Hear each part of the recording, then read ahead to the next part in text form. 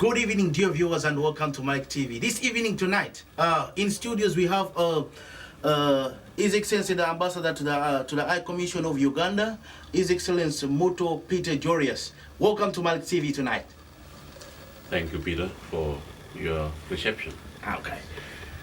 Again in the studio we do have Mr. Humal Batamze, the organization chairman, Agaliwamo, and the patron, and also Alliance for Refugee Managing Director in South Africa. Dear viewers, on the 21st of January, the year 2014, it has been a year of challenges, it has been a year of happiness, it has been a year of joy. We've been seeing Uganda Cranes participating in the Chan tournament in South Africa, live in Cape Town. They have been performing very well despite the loss yesterday. But nevertheless, we're still going up and we chill the Uganda Cranes. Thanks for your support wherever you've been. Thanks for your support in Cape Town, Pretoria, Johannesburg, and East London. In the studios tonight, we have the High Commission of Uganda in South Africa. We would like to know, how was the match between Uganda Cranes, Burkina Faso, Zimbabwe, and the latest Morocco? How did you see the game? First of all, before I comment on the game, I want to thank you very much for hosting me tonight as High Commission of Uganda in South Africa. I bring you greetings from Uganda. I was over the festive season. I was in Uganda. I just came back last Wednesday. I found out that Uganda Cranes had started playing very well. They beat Burkina Faso 2-0. 2-1. 2-1, sorry. Yes. And this really put them on a firing. They were inspired to continue playing and winning games. So I flew down here the day before yesterday to support the Uganda Cranes. Okay. They played very well yesterday. Okay. Although they were beaten by Morocco. You know, Morocco, they are very swift. Okay. Our boys played very well, and if they had continued with the tempo, they would have balanced the scores. But all credits go to the management of the Cranes. Mm-hmm. We were very impressed with what they did, although they lost. That is why soccer is soccer. Okay. But I'm very encouraged with what they did. I hope they will win in subsequent games in future. Always a win. Thanks so much, Mr. Ambassador. We would like also to give a chance to Mr. Humal Batamze, the patron of Agaliwamo, South African in the Western Cape. Can you greet our viewers, Mr. Batamze Humal? Good evening. My name is Batamze Umar. I'm the patron of Agaliwamo in Cape Town, Western Cape, and also a director of Coltech, a training center and a non-profit organization. As regards the Cranes, I would say it is because of the effort of Ugandans in the Western Cape that our boys showed us what we wanted. You remember when we welcomed them from the airport?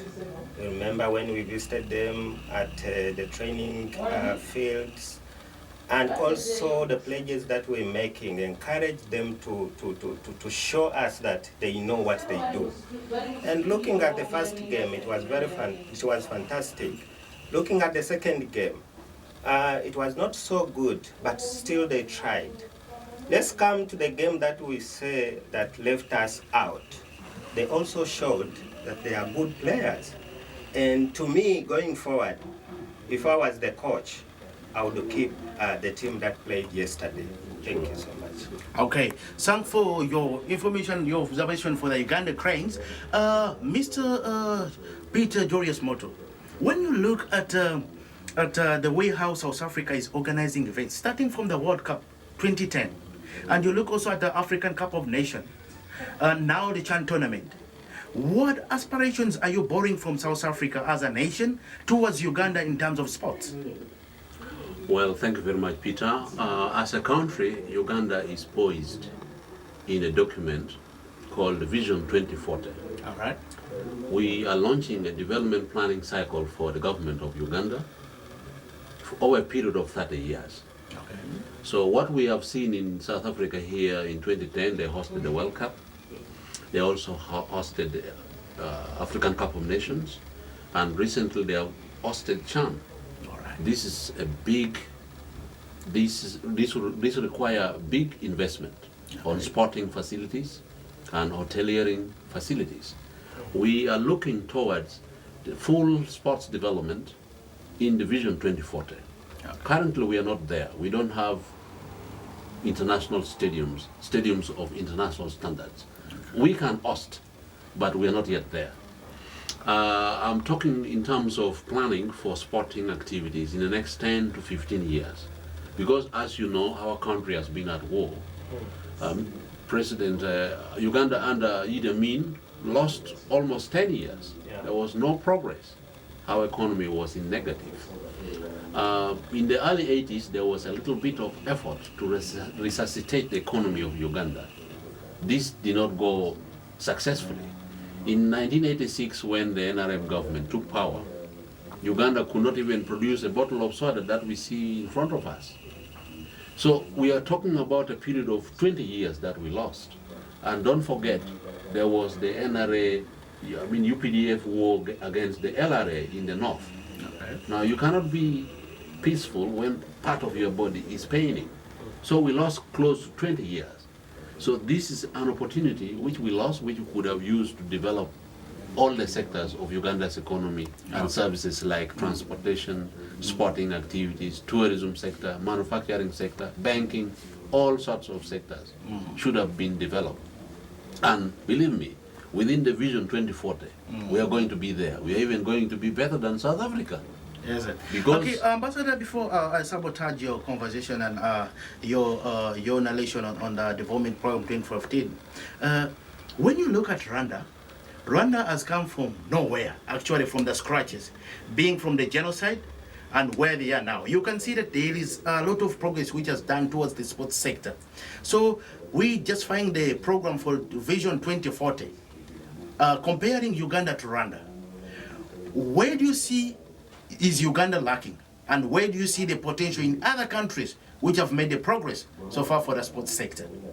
Yeah, the Republic of Rwanda made significant strides in sporting activities. But this does not mean that we are not doing anything. We are doing a tremendous job in making sure that our sporting sector picks up.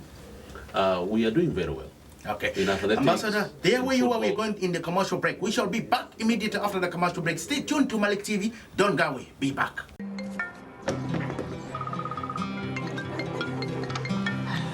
Hey! Hey, ça va? Hi, Patsy. Guten Morgen. This is the captain. Mera bhai. This who I think it is? Okay, it's got to be really fast. I've got 1 second. Hey, guess who? Oh, Eduardo Lucas. Jumbo. G'day, come on. Dude. Oh my God, no. This is Dr. Flamenco. Mr. Mojito. Well, look what the cat dragged in. Let me talk. Por favor, stop calling me. Oi, mãe. How they looking? Hello, Mama. Namaste. No way. Wait. Ciao, Nini. Bonjour. Привет. Wrong number? Salon. What? Welcome back, viewers, for our commercial break. In the studio tonight, we're glad to have the High Commission of Uganda in South Africa, Mr. Julius Mutu. Where we stopped exactly? We begin our point from there. well, I was on the point of developing sports in Uganda in relation or in comparison to other neighboring countries, especially the Republic of Rwanda. Uganda's got enormous human resources.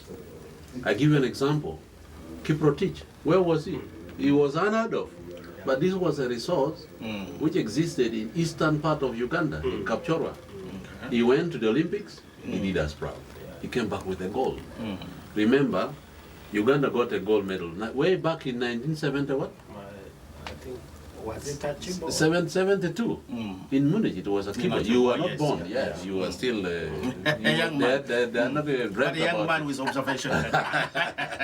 We would like also to get a perception from the one and only Mr. Umar Batamze, the chair patron Agala Wamu community in South Africa. Yes, Mr. Umar, according to your observation, when you analyze the matches being played by the Ugandan Cranes in South Africa Afron Stadium, the first one being Burkina Faso, and the other one being Zimbabwe, and the last one which we lost, that is Morocco. Where did you see the challenges, and where did you see the success into the nation of our country? Thank you so much. As regard to challenges, I may not have many challenges to knock on, but I will have successes that I will share with the viewers. Looking at Uganda and the soccer and the talent that was shown yesterday, you find out that we have a long way to go. And the long way to go is what we showed yesterday. Yes. If we try to develop our soccer, we are going to go a long way. Just like I said, if I was the coach of Uganda, I would take the yesterday team to be the national team.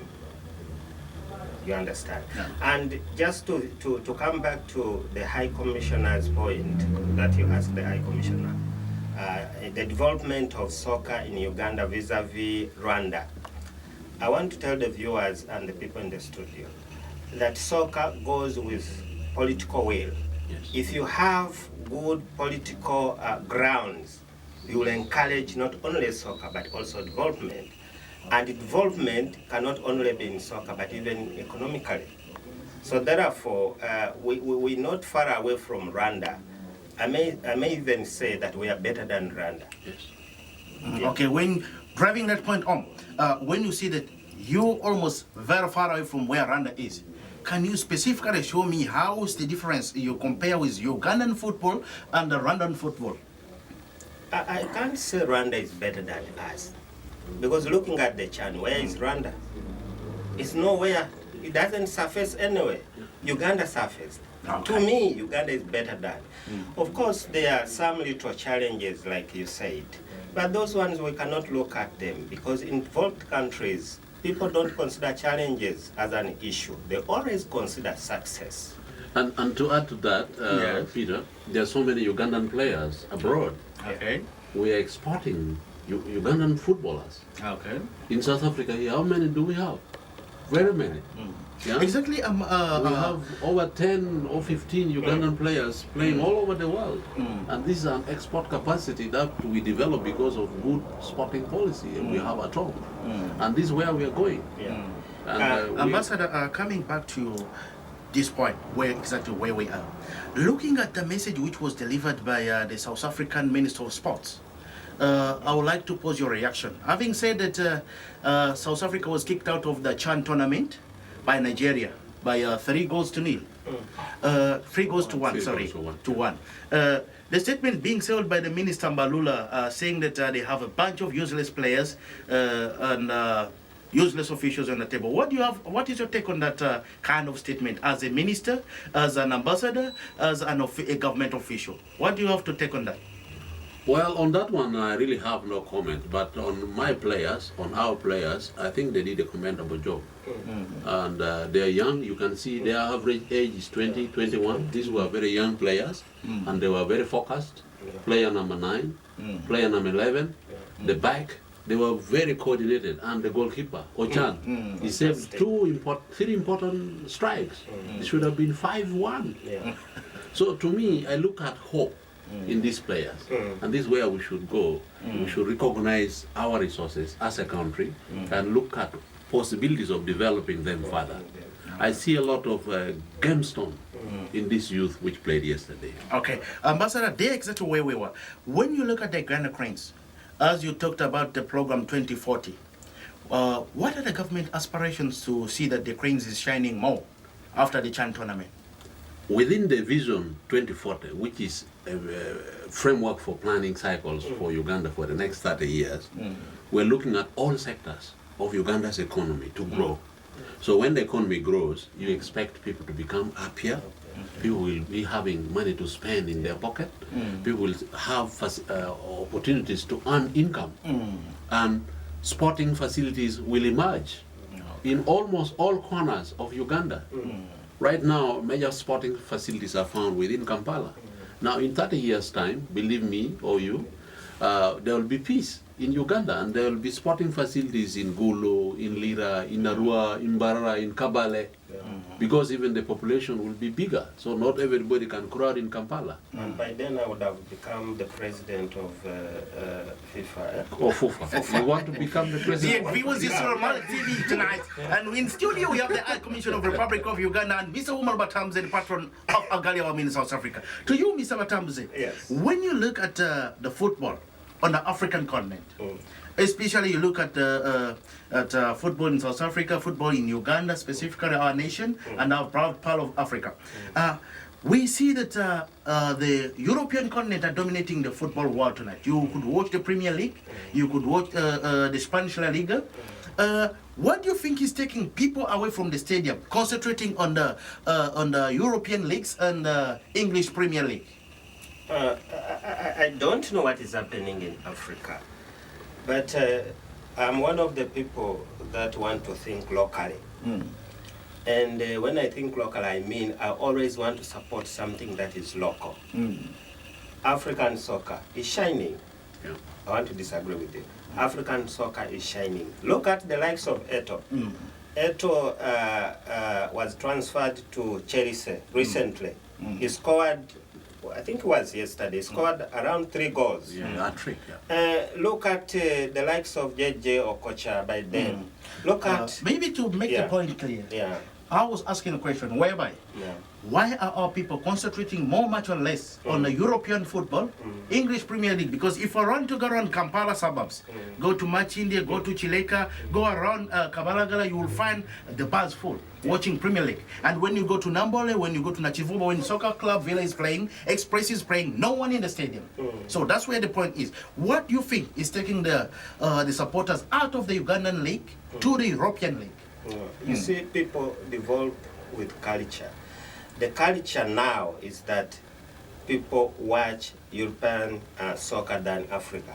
And it will take a decade to change that. Maybe in 20 years to come, when we have South African leagues watched by very many people, the soccer changed, you know.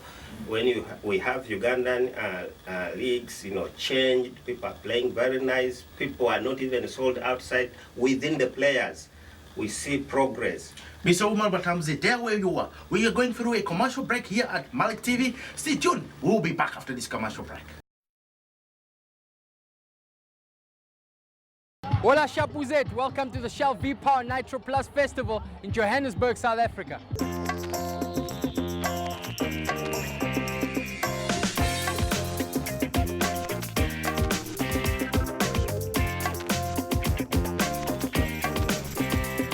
Are you really running that car on the fuel you put in and at the Shell garage up the road? Promise, it's the same fuel. It's the Nitro Plus Shell V-Power fuel, and it's just to prove that you can run normal fuel that anyone can buy in a petrol station. You can run it into the Ferrari Formula 1 engine, you know, and honestly, I did not feel the difference.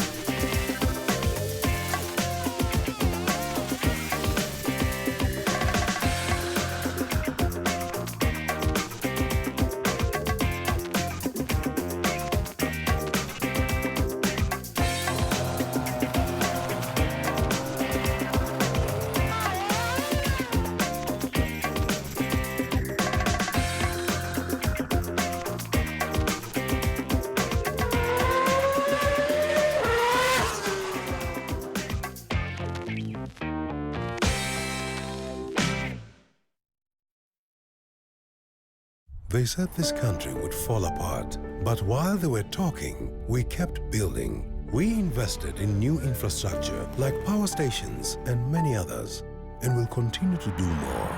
Over the next 5 years, we'll invest over 3 trillion rand into infrastructure, which will strengthen the economy and create more jobs. Let us continue to build, because together, we move South Africa forward. Vote ANC, a better life for all. Welcome back, viewers, from our commercial break. In the studio, we still